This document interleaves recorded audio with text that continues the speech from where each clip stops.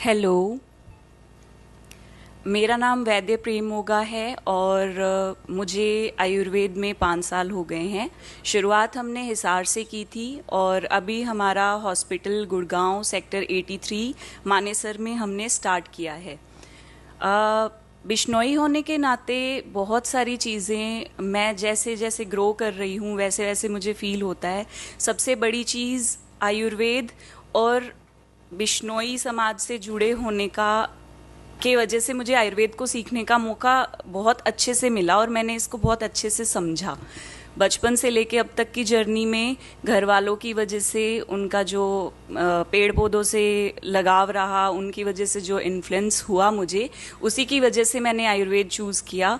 और अभी जैसे बिश्नोई जो हमारा समाज है वो प्रकृति की रक्षा करता है और हम आयुर्वेद वैद्य होने के नाते उसी प्रकृति का उपयोग करके स्वास्थ्य की रक्षा करते हैं। तो हमारे लिए एक फाउंडेशन को और ज़्यादा स्ट्रॉन्ग बनाने में मेरे इस समाज ने बहुत मदद की है। जैसे जम्बेश्वर भगवान बोलते हैं कि सत्य बोलना चाहिए, सब बोल के भूल जाते हैं। लेकिन मुझे ऐसा लगता है जब मैंने आयुर्वेद पढ़ा तो मुझे इसकी गहराई समझ आई कि सत्य बोलना इतनी बड़ी चीज़ क्या है। अगर आप सच बोलते हैं तो आपका जो मन है वो शांत रहता है। आपने देखा होगा अगर हम गलती से कभी झूठ भी बोल दें तो हम भूल जाते हैं और फिर हमें उसके सर्कमस्टेंसेस देखने को मिलते हैं और धीरे धीरे ये आपके मित्रों में, आपके अपने परिवार में और आपके समाज में आपको एक यश या इज्जत कम होने का कारण बनते हुए दिखता है।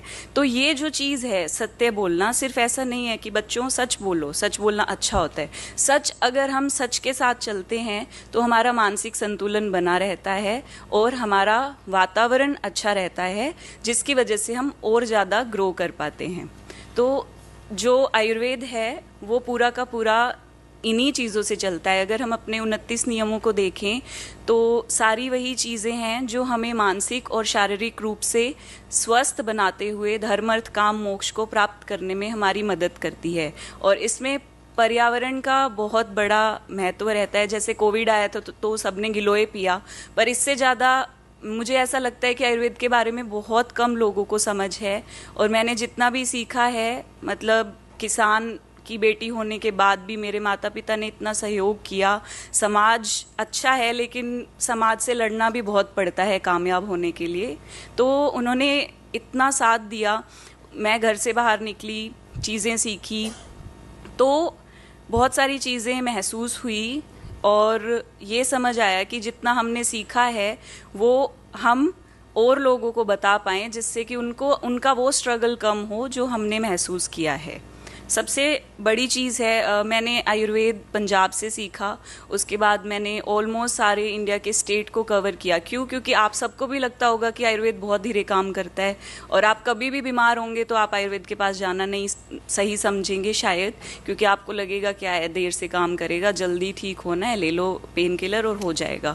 बट हमारे पास जो पेशेंट आते हैं वो ऐसे पेशेंट आते हैं जिनके या तो रिपोर्ट्स में ही चीज़ें नहीं आ रही हैं, उनको पता ही नहीं चल पा रहा है क्या है, या फिर जब दूसरी पैथीज़ के अंदर उनको बोल दिया जाता है कि हमारे बस का नहीं है, या फिर आप खुद इतने लोग बैठे हैं, अगर आपको कोई भी दिक्कत है तो आप सबसे पहले उस चीज़ को समझिए कि उसका कारण क्या है। कारण को समझ के अगर इलाज किया जाएगा तो ही वो आपको स्वस्थ बना पाएगा।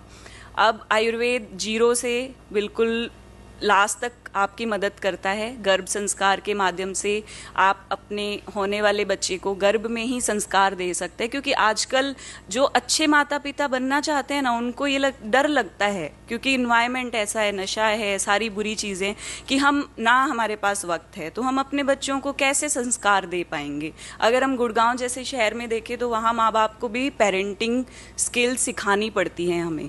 तो ऐसे कंडीशन में आप अगर थोड़ा सा कारण पे समझेंगे तो आपको समझ आएगा कि जो भी आपको बीमारियां हैं वो सारी कारण की वजह से ही है, जो कि आपके आहार से जुड़ी हुई है, जो आपके विहार से जुड़ी हुई है, या आपके बिजनेस या प्रोफाइल जो जो भी आप प्रोफेशन में हैं उसका एक इम्पैक्ट आता है। जैसे टीचर होंगे, खड़े रहेंगे, वेरिकोज वेन होगा। अगर कोई और प्रोफेशन में जहाँ पे आपको स्क्रीन का यूज़ ज़्यादा करना पड़ता है तो आपकी आंखों में आपके जो पेन है, बॉडी पेन, मसल पेन, वो आपको ज़्यादा होगा। तो इस तरीके से हर प्रोफेशन का एक स्पेसिफिक कुछ डिजीजेस होने के खतरे ज़्यादा होते हैं, और उनको आयुर्वेद अच्छे से आपको बता सकता है कि आप उसको कैसे कॉन्ट्राइंडिक्ट उसका इफेक्ट कर सकते हो।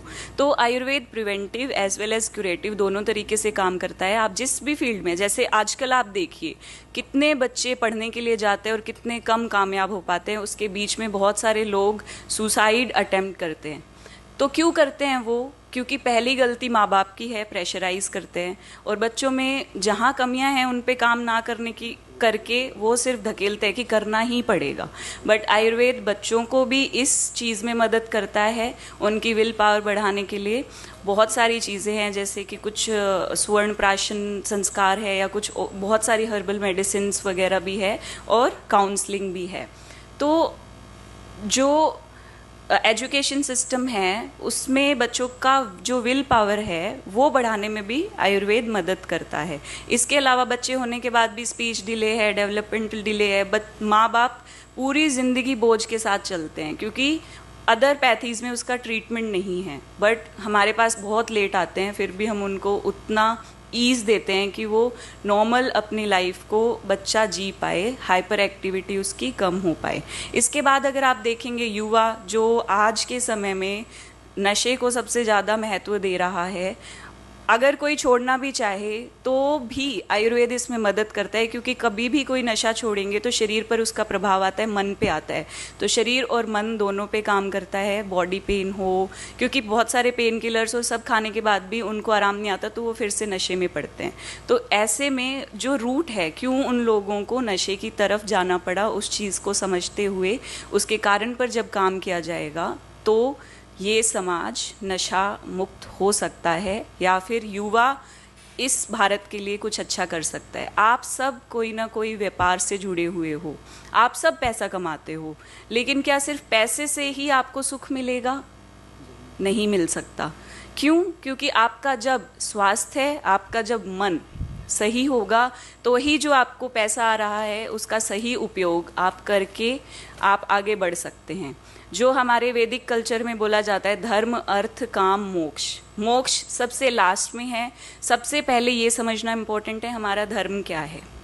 धर्म, फिर उसके बाद हम उसको समझकर अर्थ कमाते हैं, फिर उससे कामनाएं पूर्ति करते हैं, और फिर हमें मोक्ष मिलता है। तो इतनी गहराई से जब हमारी युवा पीढ़ी को ज्ञान होगा तो वो कितना भी ऊपर जा सकते हैं। उनकी ग्रोथ बहुत लंबी होगी, चाहे वो किसी भी फील्ड में हो।